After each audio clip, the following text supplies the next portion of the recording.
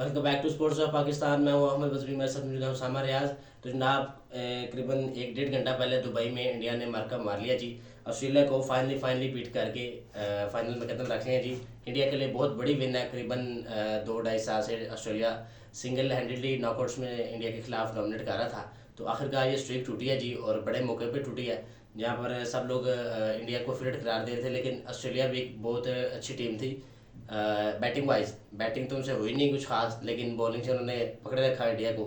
निज़ाम चलता रहा, लेकिन इन दी एंड जो हाँ भाई बहुत बहुत मुबारकबाद इंडिया को और हम साय को कि वो जी फाइनल में चलेंगे। क्या क्या कहेंगे इस पर? जी बिल्कुल। आज इंडिया का और ऑस्ट्रेलिया का पहला सेमीफाइनल खेला गया था दुबई क्रिकेट स्टेडियम पे। तो वहाँ पे ऑस्ट्रेलिया ने पहले टॉस करके पहले बैटिंग करने का फैसला किया, जो कि उनके एक नए प्लेयर थे कनोली, उनको उन्होंने चांस दिया कि मे भी वो कुछ करें, लेकिन वो कुछ खास नहीं कर सके। वो तो आते ही आउट हो गए 0 स्कोर पे। 9 बॉलों खेल पे भी उसके out हो बाद गए। ट्रेविस हेड ने कुछ अच्छी बैटिंग की, लेकिन वही एक रैश शॉट मार के, गलत शॉट मार के ट्रेविस हेड भी आउट हो गए। 33 बॉलों पे 39 स्कोर करके वरुण चक्रवर्ती की गेंद पे शॉट लगाया और एक आराम से कैच दे बैठे वो। ऐसे उसके बाद मार्नस लेबुशेन और उसके अलावा स्टीव स्मिथ में थोड़ी सी पार्टनरशिप लगी।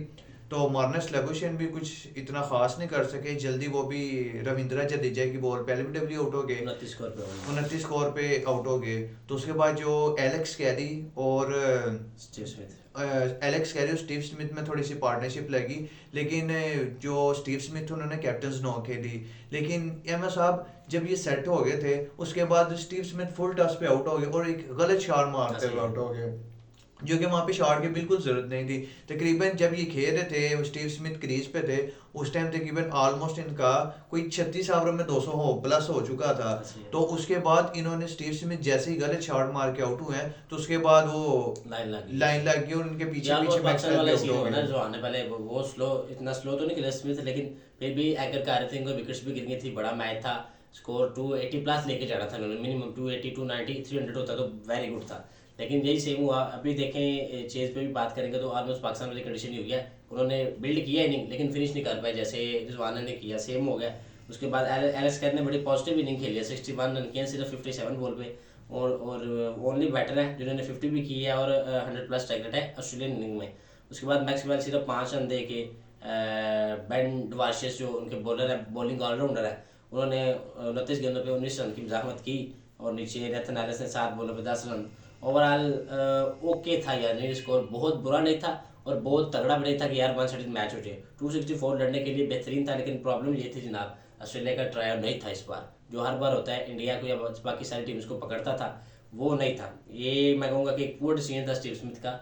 टॉस जीत के नहीं पता चेज आसान हो रहा है। लास्ट 3 मैच चेज में जीता है इंडिया। सिवाय न्यूजीलैंड को उन्होंने पकड़ा था, उनकी स्पिन बहुत तगड़ी थी। तो ऑस्ट्रेलिया के पास कुछ खास स्पिन नहीं थी सिवाय एडम जम्पा के।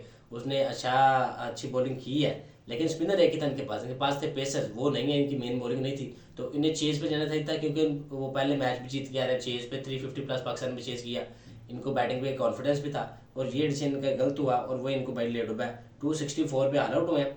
उसके बाद इंडिया बैटिंग करने आया तो भाई शुभमन गिल को डवार्शियस ने अर्ली जो है ना 8 रन पे बोल्ड किया। 30 के बाद पहली विकेट गिरी इंडिया की। उसके बाद रोहित शर्मा जो है ना वो अपना अग्रेसिव खेलते रहे स्टार्ट से ही एंड तक। जितनी इनिंग खेली सिर्फ उन्होंने 29 बॉलों पे 28 रन, यहाँ पे 1 छक्का 3 चौके लगाए। पॉजिटिव इन सेंस वो शुरू से 23 के वर्ल्ड कप से खेल रहे हैं और तब से अब तक जारी है।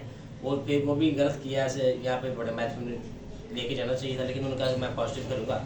मारते हुए वो भी कैच आउट हो गए, सॉरी एल भी हो गए। लेकिन इधर मैं एक चीज़ ऐड करना चाहूँगा, उसके बाद जो विराट कोहली उन्होंने एक सेंसिबल इनिंग खेली है ऐसे ही और है। एक लेके गए हैं। और आई थिंक इस मैच के प्लेयर ऑफ द मैच भी शायद आई थिंक विराट कोहली है। ऐसे ही है। उसके साथ विराट कोहली के साथ जो मेन पार्टनरशिप लगी है, की पार्टनरशिप इंडिया की तरफ से कोहली और शेख सैयद किया। जब 2 आउट हो गए थे इंडिया के 43 पे, तब जाके तीसरा आउट हुआ 134 पे, ऑलमोस्ट 91 रन, हाँ 91 रन की पार्टनरशिप है। उसके बाद 178 पर चौथी यहाँ पे अय्यर आउट हुए 134 पे। फिर अक्षर पटेल आए, वो भी एकर करते रहे, उनको रिक्वायर्ड रेट 5 ऊपर गया ही नहीं। बढ़िया था 5.5 5.6 तक आया वो भी एंड पे आके, लेकिन 6 से ऊपर नहीं गया। तब तक 5 था, अक्सर आउट हो गए। फिर कोहली ने थोड़ा चार्ज किया, पहले वो स्लो खेलते रहे, फिर चार्ज करके बिल्ड किया, इनको बेहतर किया। और फिर 225 पे कोहली आउट हो गए। उसके बाद 259 पे जो है पांड्या आउट हो गए, वो वही छक्का मारने के चक्कर में 24 बॉलों पे 28 रन 116 के स्ट्राइक रेट से। और मेन जो इसमें एंड में जो ना इनके के एल राहुल उन्होंने काम कर दिया। 34 बॉलों पे 42 रन, सेंसिबल इनिंग्स, एंकर भी किया स्टार्ट में और फिर अटैक भी किया ऑस्ट्रेलिया के ऊपर। 2 चौके 2 छक्कों के साथ, 2 चौके और 2 छक्कों के साथ मैच फिनिश करके अपनी टीम को जी फाइनल में ले गए जी। तो ये बहुत बड़ी अचीवमेंट है इंडिया के लिए और लग ये रहा है कि शायद फाइनल में इंडिया जीते।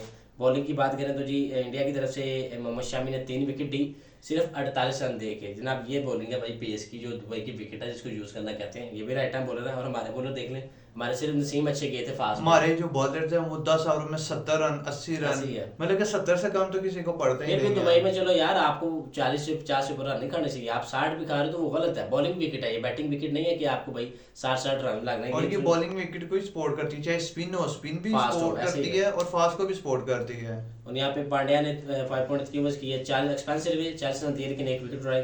कुलदीप यादव भाई बड़े हैरत तो 1 विकेट लेस रहे हैं, ऑस्ट्रेलियन को अच्छा खेला, इन पर चढ़ के रहे और 8 ओवर में 44 रन खाए इन्होंने।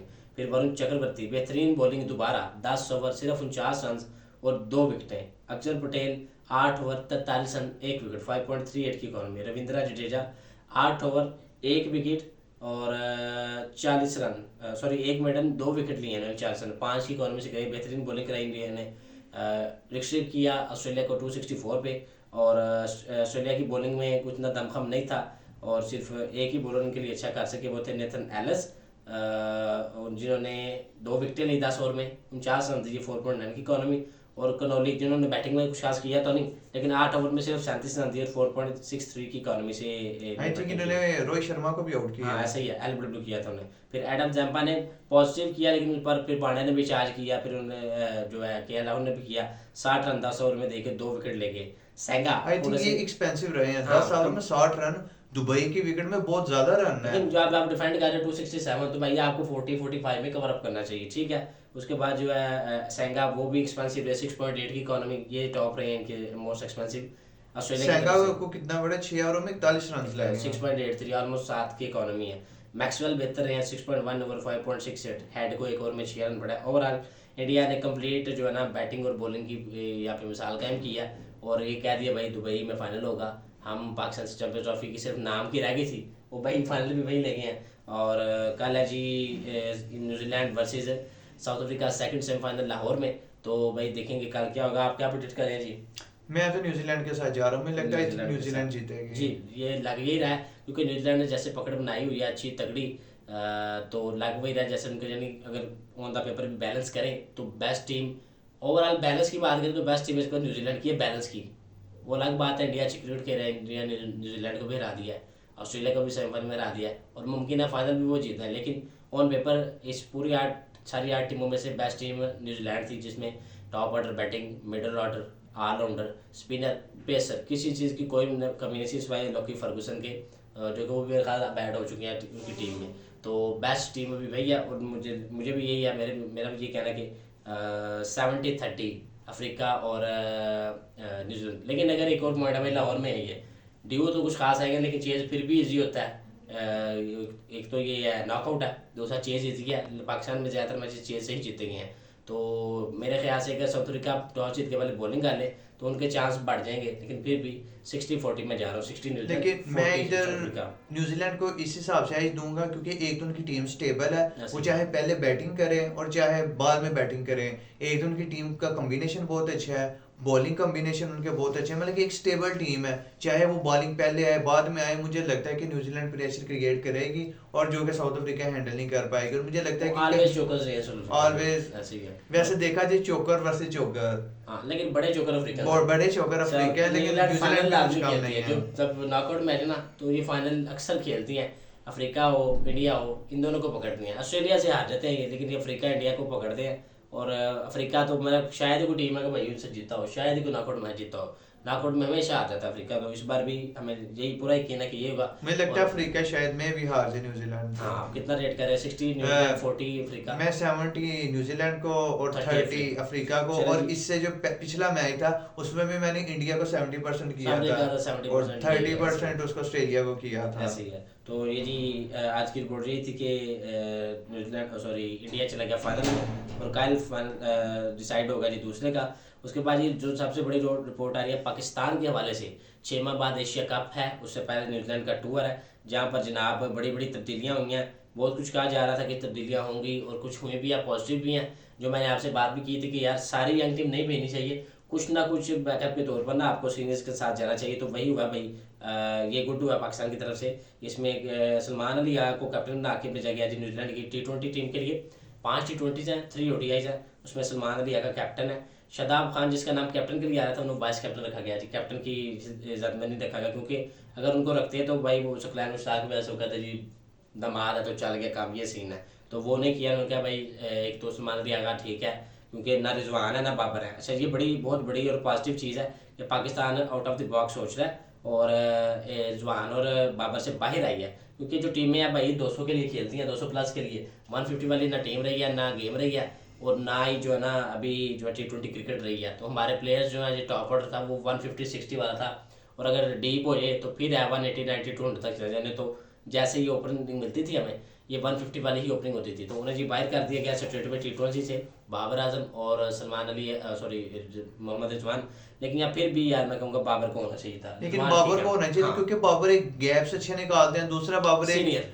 टाइमिंग वाले प्लेयर हैं, तो वो जरा एक अच्छा खेल लेते हैं। बेशक बाबर को वो ओपनिंग ना करवाएं, वन डाउन लेकिन लेके वन डाउन पे आप बाबर पोजीशन आजम सेट होते थे, लेकिन बाबर आजम को होना चाहिए चलो था। उसके बाद बड़ी अच्छी पिक्स हुई हैं जी। चले कुछ बेहतरी आई है पाकिस्तान क्रिकेट में, उम्मीद है बेहतर होगा। अब्दुल समद को चुन लिया गया है जी, ये जो बहुत अच्छे domestic मतलब में कि हिटर हैं, पावर इफ्तिखार हिटर की है, जगह तो पे बहुत लेके अच्छे आए हिट्स हैं। लगाते हैं। और अबरार को रिटेन रखा गया है जी, ठीक है, ये अच्छी बॉलिंग कर रहे हैं। हारिस स्टोफ के ऊपर अच्छा बॉलिंग में एक बड़ा मज़ा चूज किया गया है, जहाँ पर शाहीन और जो है नसीम और रऊफ तीनों थे पे। नसीम कुछ नहीं कर रहे थे T20 में, ये क्लियर है, और उन्होंने सिर्फ नसीम को ही ड्रॉप किया, ये बेस्ट हो गया। क्योंकि T20 में नसीम को बॉलिंग अपनी लाइन पकड़ने के लिए 2-3 ओवर चाहिए होते, तो T20 में टोटल 4 ओवर होते हैं, उन्होंने T20 में ड्रॉप किया है इसको नसीम को।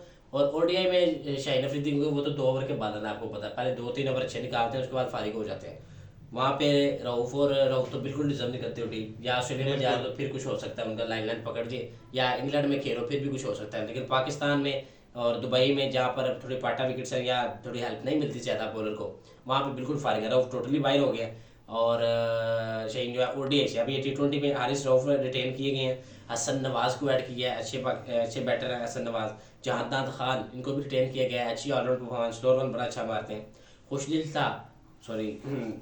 शाह जो पाकिस्तान की चैंपियंस ट्रॉफी में सबसे पॉजिटिव इंटेंट से जो खेले हैं दोनों मैचेस, वो सिर्फ खुशदिल शाह थे। आई थिंक मोस्ट रन में भी नंबर 1 वही हैं, और स्ट्राइक रेट भी सबसे 100+ उन्हें क्या इंडिया के खिलाफ भी वो खेले थे, 39 बॉल पे 38 रन, और 100+ न्यूजीलैंड के खिलाफ खेले थे स्ट्राइक रेट से। उन्हें रिटेन किया गया है T20 में। उसके बाद अब्बास अफरीदी को वापस बुलाया गया है, और जो नई न्यू पिक हुई है मोहम्मद अली, जिन्होंने जनाब आपके दोनों डोमेस्टिक टूर्नामेंट जो फैसलाबाद में हुए T20 और ODI बेहतरीन परफॉर्मेंस दी थी। वहाँ पे मतलब कि टॉप परफॉर्मर रहे हैं वहाँ, टॉप विकेट कर रहे थे, दोनों टूर्नामेंट्स के प्लेयर ऑफ द टूर्नामेंट थे। उसके बाद मोहम्मद हारिस मेरे भाई फेवरेट प्लेयर है। आपकी इसकी पूरी आपको 11 क्या 15 क्या 30 क्या 50 लड़के खड़े कर लो, मोहम्मद हारिस सबसे ऊपर है। इंटेंट की बात कर लो, अग्रेशन की बात कर लो, जिस लय से वो खेलता है, और एक्साइन, ये 2 बंदे टॉप पे हैं जी। मोहम्मद हारिस विकेट कीपर का इंजाम ये देंगे क्योंकि रिजवान बाहर हो गए, और मोहम्मद इरफान खान न्याजी इनको रिटेन किया गया जी। इन्होंने कुछ ठीक है पॉजिटिव खिलाई थी, न्यू यंगस्टर, और भाई इनकी फिटनेस है तो मजाहिया, लेकिन कोहली से कंपेयर करते हैं जी, इतना फिट बंदा है, फिट है। इरफान खान न्याजी को कहते हैं जी कोहली जितना फिट है बंदा, इसमें कोई डाउट नहीं, लेकिन कोहली का एक अलग कोहली level ब्रांड है, कोहली बहुत ऊपर है। इसके बाद शाहीन अफरीदी को रिटेन किया गया जी। सुफियान मुकीम जो कि जिम्बाब्वे के खिलाफ खेले थे, उनको रिटेन किया गया है। और उस्मान खान जो डोमेस्टिक में मुसलसल सेंचुरियाँ मार रहे हैं मुल्तान की तरफ से, उन्हें पिक किया गया है जी अग्रेशन के तौर पे। तो जी ये है, इसके साथ जो ऐड होंगी बाद में वो हो जाएंगे जब फ़खर और साइम फिट हो जाएंगे, वो आ जाएंगे। उम्मीद है वो जल्दी फिट होकर टीम के अंदर ऐड हो जाएंगे। और हैदर अली और एक और है जो PPL खेलते लेफ्टी, हुसैन तलत, जो T20 में रिसेंटली बहुत अच्छा परफॉर्मेंस दी है, उन्हें भी कह रहे हैं जी जब वो लेवल होंगे जल्दी उन्हें स्क्वाड में ले आएंगे। और ये जो बेंच है ना 30 एशिया कप पे हम भिजवाएंगे, और इसके बाद जो है सीधा हम T20 वर्ल्ड कप में उतार देंगे। एशिया का भाई आगा के पास कैप्टनसी एशिया कप तक, ठीक हो गया। अगर तो एशिया कप में पॉजिटिव परफॉर्मेंस, जीत हार भाई, हार तो नहीं हम, जीत हार वो ठीक है, पॉजिटिव इंटेंट से खेलें, 200 के लिए खेलें, मारे दाड़े, जैसे अभी जो है ना सॉरी मॉडर्न क्रिकेट हो गई है, वो खेलेंगे तो इनको रिटेन किया जाएगा, नहीं तो भाई ये फिर शदाब की तरफ चलेंगे। बिल्कुल। क्योंकि और शदाब अग्रेसिव कप्तान है। अगर आगा टीम में रहना चाहते हैं, कैप्टन रहना चाहते हैं, उनको कुछ एक्स्ट्रा ऑर्डिनरी करना पड़ेगा, कैप्टनसी में करना पड़ेगा, वरना कैप्टनसी से सीधा सीधा वो फिर शदाब के पास चली जाएगी, ऐसे फिर ही। वही 2026 का वर्ल्ड कप में लीड करेंगे क्योंकि पाकिस्तान टीम को। शदाब ने अब देख लिया भाई कि ये दो साल बाहर रहे हैं ना क्रिकेट से, 23 के बाद 24 और 25 में देख लिया भाई ना बाबर दोस्ती वाली काम नहीं आती, ना बाबर ने इनको बुलाया और ना ही क्योंकि इनकी परफॉर्मेंस भी नहीं थी, तो इनका पता चल गया भाई रिजवान का बिल्कुल ट्रस्ट ही नहीं है, सोचा भी नहीं था। जबकि हालांकि ओडीआई में अगर बेस्ट बैटिंग नीचे जो करते थे ना इफ्तिखार के बाद, वो शदाब ही थे हमारे पास, लेकिन बॉलिंग बिल्कुल नहीं थे करते। तो अब ये समझ आ गई है भाई कि दोस्ती वाली टीम से बाहर रहना पड़ेगा, और शदाब को इसलिए वापस भी लाया गया, वाइस कैप्टनसी भी दी गई है, क्योंकि ये बाबर के अंडर भी खेल चुके हैं तो एक्सपीरियंस भी है और अग्रेसिव भी है, इस्लामाबाद को कप भी जितवाया हुआ है, इसलिए इन्हें वाइस कैप्टन रखा गया। उसके बाद बात करते हैं जी ओडीआई के स्क्वाड की, जहाँ पर मोहम्मद रिजवान कैप्टन रिटेन किए गए हैं, जो कि देखा जाए तो ये भाई गुड डिसीजन है, ये इसलिए आसिफ क्योंकि आप ऑस्ट्रेलिया को ऑस्ट्रेलिया में बीट करके आ रहे हो, साउथ अफ्रीका को अफ्रीका अफ्रीका को beat किया हिल है। करके आए हो, फर्स्ट टाइम हिस्ट्री में हुआ है, तो उस हिसाब से ये ओके है, कोई इतना बुरा डिसीजन नहीं है। ठीक है आपकी चैंपियंस ट्रॉफी अच्छी नहीं की, 2 मैचेस पे आप किसी भी कैप्टनसी को फारिग नहीं कर सकते, फिर वो शहीन वाली ये लत दोबारा आ जाती भाई, उसे 5 मैच 2-4 हारा, 1 जीता उसने, तो आपने उसे फारिग कर दिया, ये वाली जो ना ये रिवाज आगे चल लेना था। ये अच्छा किया उन्होंने रिटेन किया। सलमान अली का आगा एज यूजुअल वाइस कैप्टन है। अब्दुल्ला शफीक को वापस बुलाया गया है। वो उनका कहना था सेलेक्टर्स का, जो उनके आकिब जावेद है, कि इन्हें इसलिए रिटेन किया गया क्योंकि इनके जो 2-3 मैचेस थे वहाँ पे साउथ अफ्रीका के खिलाफ, यहाँ पे जल्दी आउट होते रहे हैं, पहले 5 बॉल 3-4-5 बॉल में आउट हो जाते थे, इन्हें थोड़ा गैप दिया गया ताकि ये कॉन्फिडेंस लें और दोबारा वापस आएँ, वो लिया गया। उसके बाद जो जी बॉलिंग में आ गए हमारे पास अबरार अहमद, वो पहले थे वही रिटेन किए गए हैं। आकिफ जावेद जो बीपीएल में बड़ा धमाका खेज बॉलिंग कर रहे थे बेहतरीन, उन्हें रिटेन किया गया है। अब मुझे एक बंदे की समझ नहीं आ रही, सॉरी, पहले बाबर आजम जो बेस्ट ऑप्शन है, ठीक है उनको रिटेन करना चाहिए, वैसे रानशन कोई नहीं करे, लेकिन ठीक है बनते हैं, उनकी जगह तो है, मोस्ट सीनियर प्लेयर अभी 3-4 साल की ओडीआई के अंदर न्यूजीलैंड के अलावा बाबर आजम है, हाँ ओडीआई में है, टी20 में नहीं है। T20 में नहीं है, होना चाहिए था लेकिन नहीं है। अच्छा उसके बाद जो आगे जी हम बाबर आजम है, उसके बाद फ़हीम अशरफ, यार ये बंदा क्या कर रहा है टीम में, मुझे नहीं समझ आ रही, इसकी ज़रूरत क्या है हमें, इसलिए हमें नहीं चाहिए यार, इसको बाहर फेंको, कोई ना इसे performance वो नहीं जो है। कैप्टन होता है ना ओवर करवाता है, Confidence नहीं है बैटिंग में आपको। भी इसको 7वें 8वें नंबर पे भेजते हैं, इससे अच्छा फिर हम ये प्रॉपर बॉलर या बैट्समैन खिला लें जिसको प्रॉपर अपॉर्चुनिटी मिले।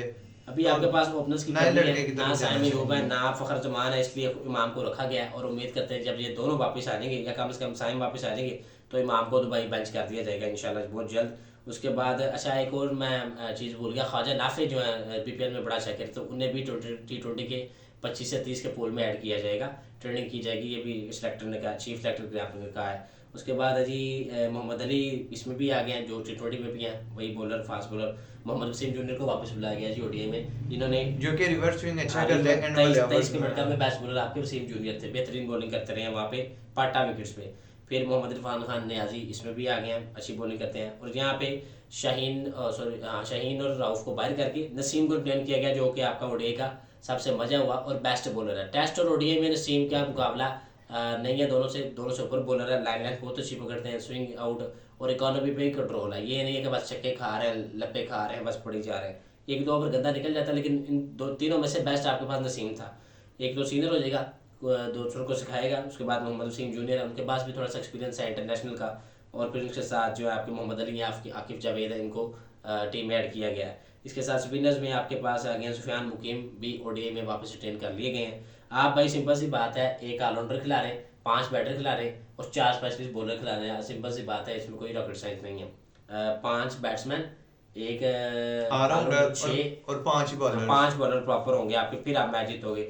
या अगर करेंगे तो एक फिर ऑलराउंडर करे, ताकि बैटिंग भी करे और बॉलिंग भी करे, और कोई तगड़ा, जिसमें आमिर जमाल आपके पास ऑप्शन है, खुशदिल शाह ऑप्शन है। अच्छा आमिर जमाल नहीं है यार, मुझे अफसोस हो रहा है, आमिर जमाल होना चाहिए थे, क्योंकि हमारे पास काफी अरसे से ना बॉलिंग वो fast bowler fast bowling allrounder. Fast bowling allrounder नहीं था, बॉलिंग जैसे कि इन्होंने- अब्दुल रज़ाक थे, उसके हाँ। बाद कोई नहीं आया, कोई नहीं आया, तो अच्छा एक नहीं होना आया, आए चाहिए यहाँ था। पर बस ट्राइयां टुरियां करके निकल गए।